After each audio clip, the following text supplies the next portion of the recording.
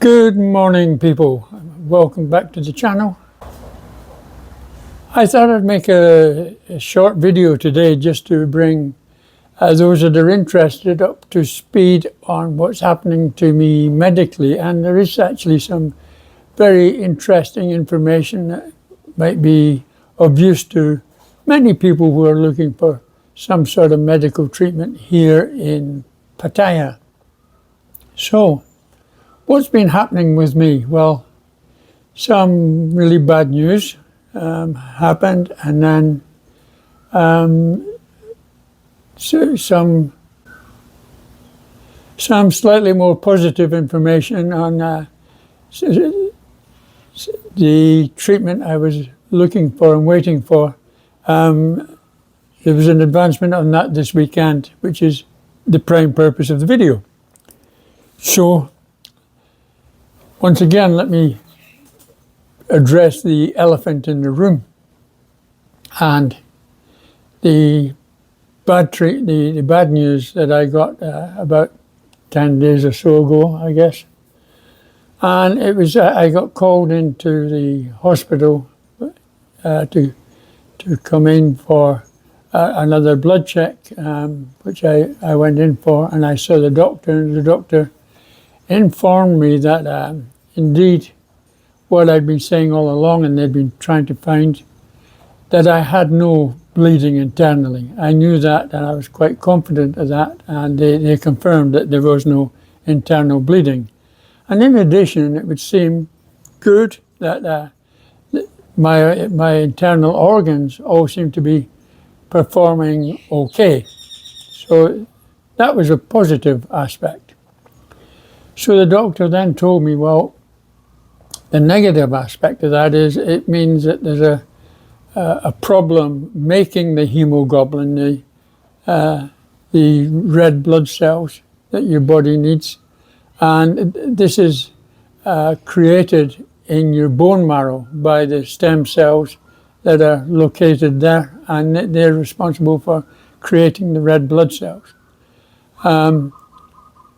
And he said, so the problem is 95% sure that it lies in my bone marrow. And he said to me, do you understand what that means? Well, I got a little bit of the wrong end of the stick, but I wasn't far out, because my immediate thoughts went to leukemia, and that I had some sort of bone marrow cancer, and I was suffering from leukemia. Well, that transpires to be wrong, because leukemia, of course, for those that are in the know, and I'm not a medical person, leukemia actually affects your white blood cells, and it deforms them, and that creates a problem with your white blood cells. But there are a couple of other conditions that can be created, and they're equally as bad, actually. All diseases that stem from the from the stem cells in the bone marrow are relatively bad, and reduce your life expectancy. So I knew that, and the next step is to take a sample of the bone marrow from my bones. But he said what they wanted to do was leave that for a couple of months, see how the things develop with my blood, and then they would discuss the future with me. So I guess that would also, my assumption was, I guess that would also give me some sort of idea what time scale we were working to, as far as all the critical aspects of life are concerned. And yeah, I was concerned. I'm not scared of what's going on or worried about it. As I said before, I'm 76 next Saturday, and I've had a good innings. So, but I do have a family, and I recognise that my demise is probably going to affect them more than it's going to affect me. Anyway, from the blood test that I had at that meeting, the doctor said, look, he said, you're in need And it's as though he didn't know. He said, you're still in need of an urgent blood transfer. And I said, we've had 2 appointments so far, and when we've come to the day of the appointment, they haven't had any blood. And he really looked genuinely surprised. He said, which is, of course, as a result of my blood group, which is pretty rare here in Thailand. And but he was genuinely surprised that in the time that had gone, that they hadn't managed to give me this blood transfusion. But in that, there was an appointment this week coming up, and I felt much more confident after the second letdown that this was going to be a much more positive one, according to the nurse that we spoke to at the hospital. She was fairly confident it would go ahead. On Friday, we were up nice and early and went into the hospital to get this blood transfusion. Sad to say that when we arrived there, I saw the nurse. She looked kind of shocked. She said, I should have phoned you yesterday, she said, but we've got no blood for you here. So that's the current situation, she said. But instead of giving us another appointment this time, she said, what I'll do is I'll phone you when we get blood, and you can come in and get it right away. Yeah, well, I have to say that I really wasn't too impressed with that idea, and I felt like, okay, it's going to be very easily forgotten, and I know I'm in a kind of serious way. So what's the solution? And on Friday, I felt really quite down about this lack of blood for the transfusion. So when we left the hospital in the morning, I said to my wife, look, I'm not happy with this. I said, I think what we should do is let's go to the best hospital in Pattaya, the Bangkok Pattaya Hospital, which is a centre of excellence for many medical aspects. And it's expensive, very expensive hospital, but that was my initial reaction. Let's go there and see if they can help get the blood quicker, etc. So we drove round to Bangkok Pattaya Hospital, and my wife went in because it was the car park was a long way from the hospital. They send little golf carts round to pick you up from your car and take you in, but getting the wheelchair out and everything like that, she said, well, just sit here first and I'll go and inquire, and we'll work it from there. If you need to come in, I'll come and get you. I said, okay, that's a good idea. So she went into the hospital by herself. And when she came back, she said, no, they said they haven't got the blood, and they didn't seem particularly interested in getting involved in what they probably consider a minor aspect, is just a straightforward blood transfusion. And we didn't really get any joy there.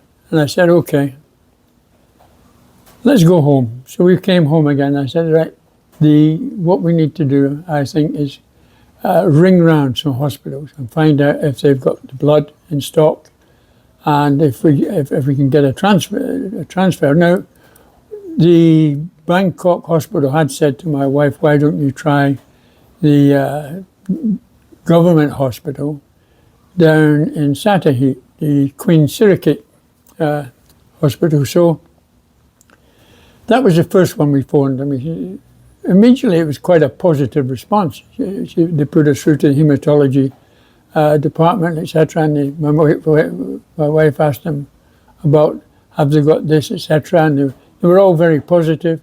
And all down to when they said, yes, we've got some. And they said, where do you live? And my wife said, well, Pattaya. And I'd heard about this before. And as soon as she said Pattaya, she said, oh, we've just used it all up, the blood. We don't have any. And I've been told by people that attend there that they draw a line of assistance to Rayong. And if you're coming to the Chonburi area, they're not so interested in helping. They're trying to keep their facilities geared up for looking after people in Rayong. And I believe that was the reason that they dropped the call. So that was a disappointment. So then I said to my wife, okay, let's try up country, and we'll try that. And so we looked at where she came from, Surin and Chonburi and Buriram. And my wife phoned one of the major hospitals up there, and once again, she was told that they just didn't have the blood. So that was a negative. And then one of my subscribers to the channel had said to me that they had had a blood transfer in Pattaya Memorial Hospital. And they had found it very positive experience down there and suggested I try that.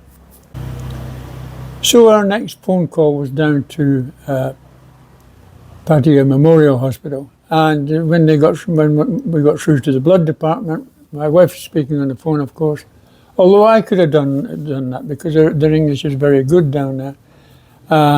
My Thai is okay, but I'm not as efficient as my wife, obviously, so she was doing the talking. And when she said to them, do you have the O rhesus negative blood in stock? They said, yes, we have. Oh, really? Yes, they have. So we said, okay, we'll get down there quickly and go and see a doctor down there and try and get secure what they have down there.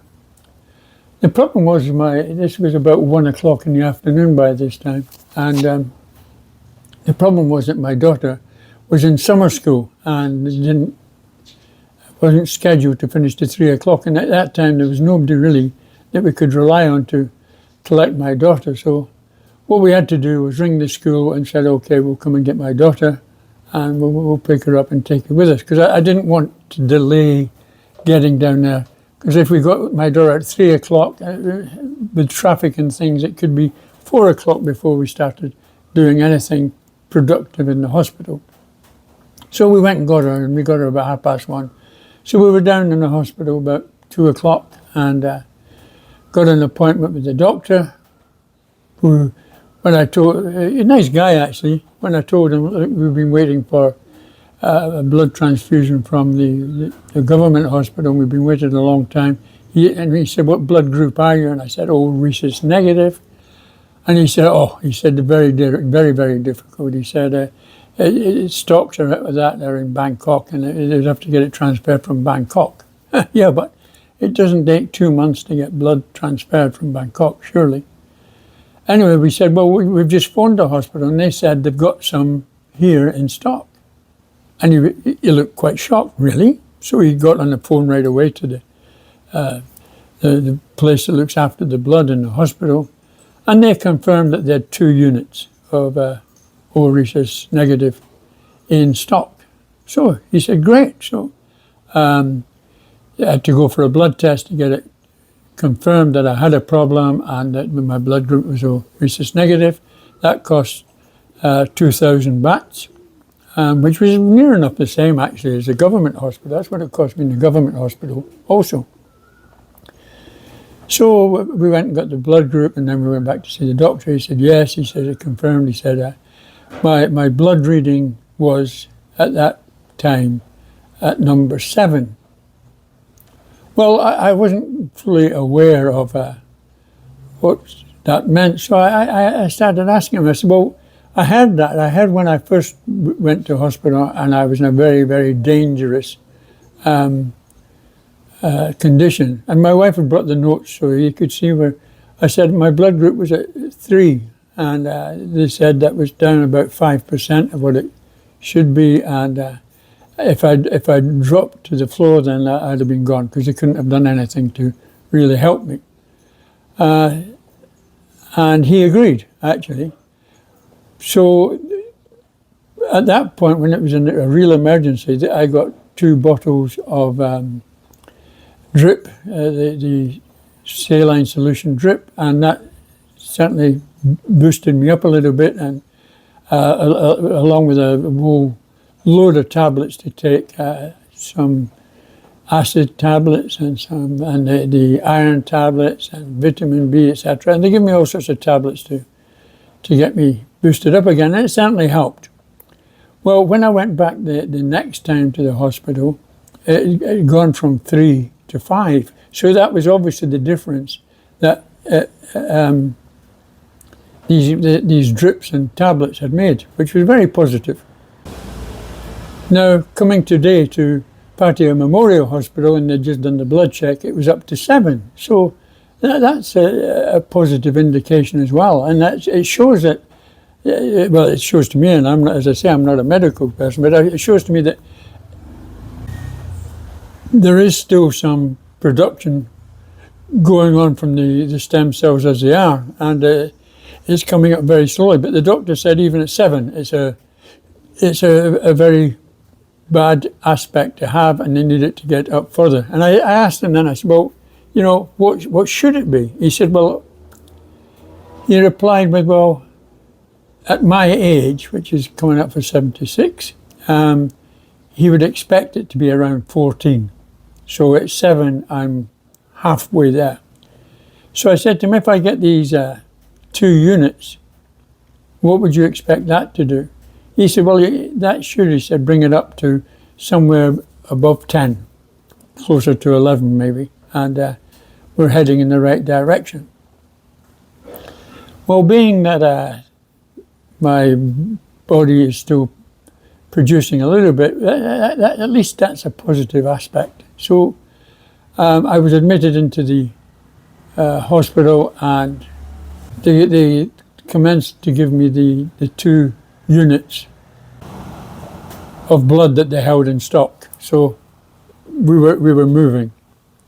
Now, when you said we're going to give you these 2 units, and that means you're going to be in the hospital now for at least 6 hours, and that's how long it takes to give you 2 units, 6 hours. I was quite taken aback by that, actually. I didn't expect that, but if that's what it was, that's what it was. But in actual fact, it was actually quite a lot longer than that, because once I got up to the ward and they put me into a shared ward, I think there was 8 beds, big difference to Banglamung Government Hospital, beautiful and clean and nice facilities and etc. Of course, you're paying private hospital fees for this. So they put me in there, and the first thing that happened was that, you know, they started getting the blood ready. Well, I don't know what temperature they keep it at, but it's got to be warmed very slowly up to body temperature. And that took quite some time. It took nearly 2 hours, I think, to get the blood ready for the transfusion. And then, just before they were going to start the transfusion, they come round and took another blood test. And I said, well, you've already taken a blood test. They said, yes, but part of the procedure for a transfusion is we've got to double check that we're doing the right thing, because if we get it wrong, make a mistake, then it's disastrous. Well, yeah, I can understand that, of course. It would be a bit of a disaster. So they took another blood test, and of course that went away for testing. So it was about another half hour after that they came back. And then they put the first bag on, and by this time it was coming up for 6 o'clock in the evening. But it was good. My wife took my daughter back home. She was still with us, and she was getting hungry. They were getting very hungry, so they went back home. And my wife said she'd come back later on to get me when they'd finished.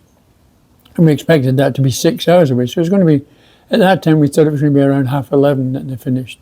But we were a good hour out. It was about half past midnight that it eventually finished. So she went home, and they started putting the blood in.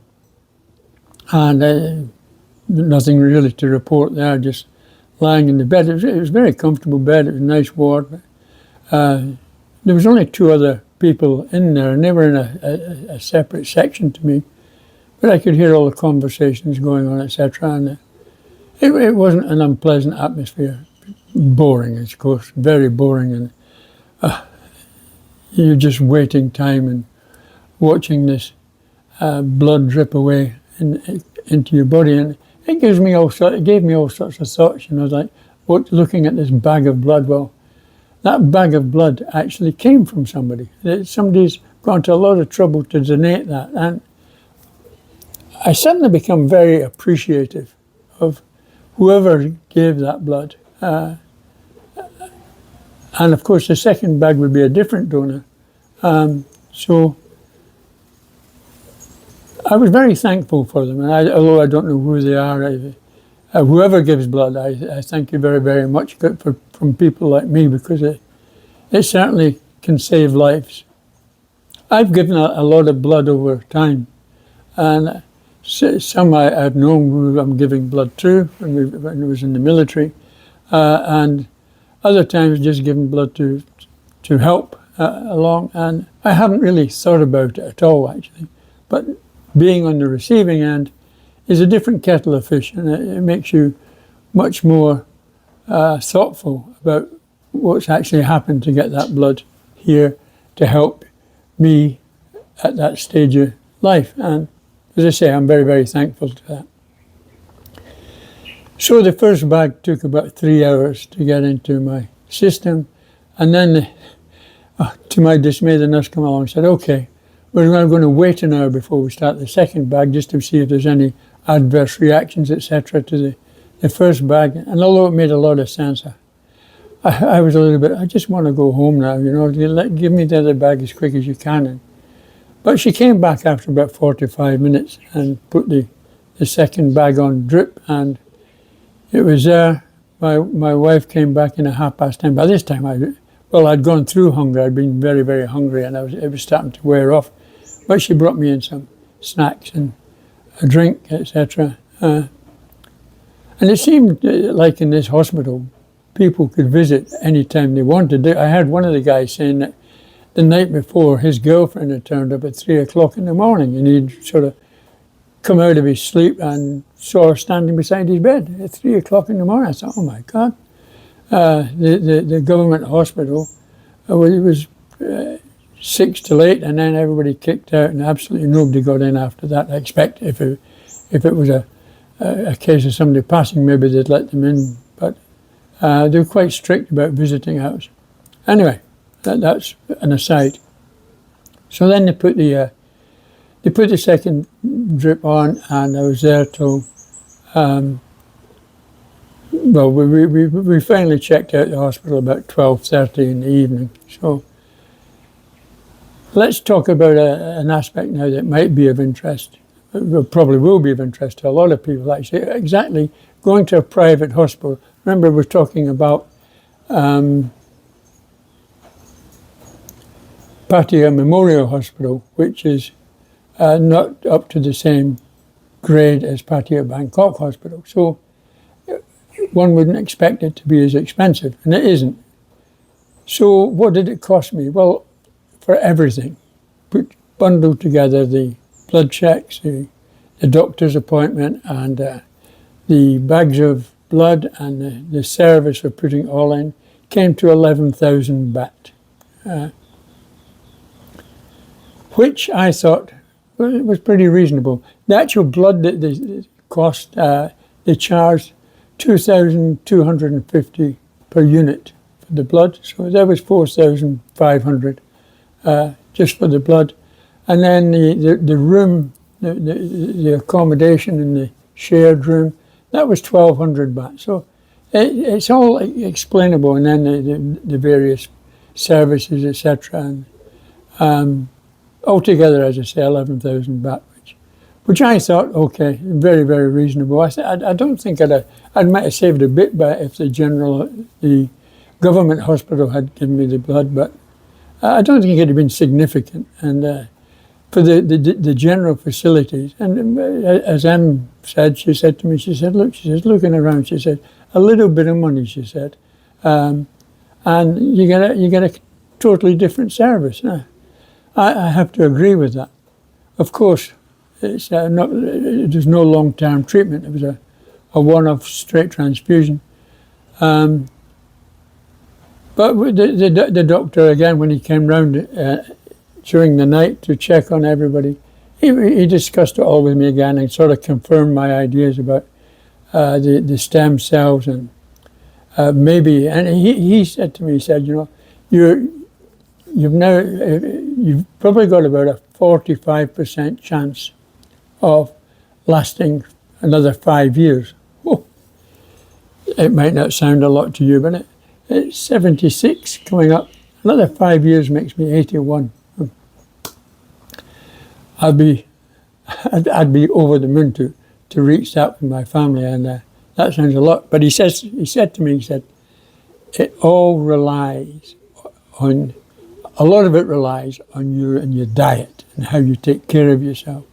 He says diet is essential. You've got to be giving yourself everything that your body needs to have a chance of surviving, and that means anemia-friendly food, vegetables, fruit, etc. And if you maintain a good control of what you're eating and helping build your body up, then the better the chance that you're going to make it. And you might even exceed the time than the 5 years. So if I got 5 years, I would be very, very happy. And that would make my day. So that was my visit to the hospital on Friday, and getting 2 units of blood, which is a big, big positive to me. So the only question I think you might have now is, how do I feel now? Well, I feel pretty good in myself. Actually, yesterday, the day after, Saturday, I was really at a bit of a loss. I think the day before I had become exhausted, and I had no idea really if I felt better or not yesterday. I thought I felt better, but I think my body was still working around. A significant thing that I forgot to tell you, actually, when I went in, my blood pressure, when they took my blood pressures, before the transfusion, and they were taken about every half hour, and then when they started the transfusion, they were taking them every 15 minutes for the first hour. My blood pressures were perfect, absolutely perfect, and they've been perfect for a few days now since was getting that drip putting in with the saline solution and getting it and all the tablets back up. My blood pressure's been excellent, and I monitor it quite regularly. I've got my own machine here for checking blood, and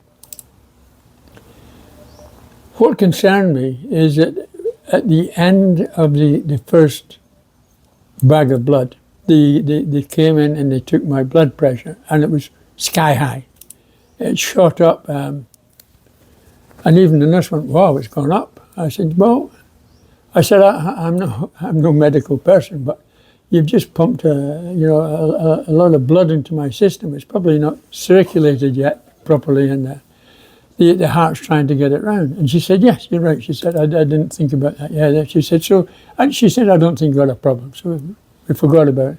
But it played in the back of my mind, oh, it is going to really, really upset the blood pressure aspect. But I thought I'll check it when I get home. I'll keep a regular eye on it. But when I got home, this damn machine, blood machine, the batteries had gone flat. And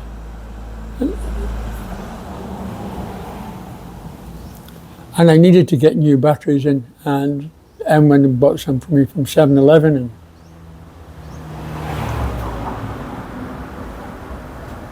installed the batteries, and once again,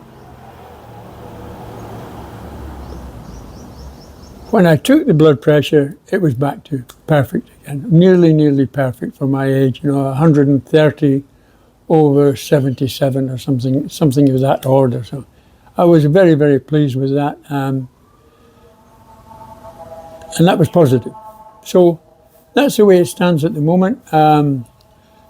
Future-wise, well, I've got to attend again in a month where they're going to check my blood again. Well, obviously, all things being equal and opposite, my blood's going to reflect in the blood check as being up quite a lot. And if my body is generating blood even at a reduced rate, hemoglobin I'm talking about, red blood cells, then we should be pretty close to getting near the 14 mark, I hope, heading in that direction anyway.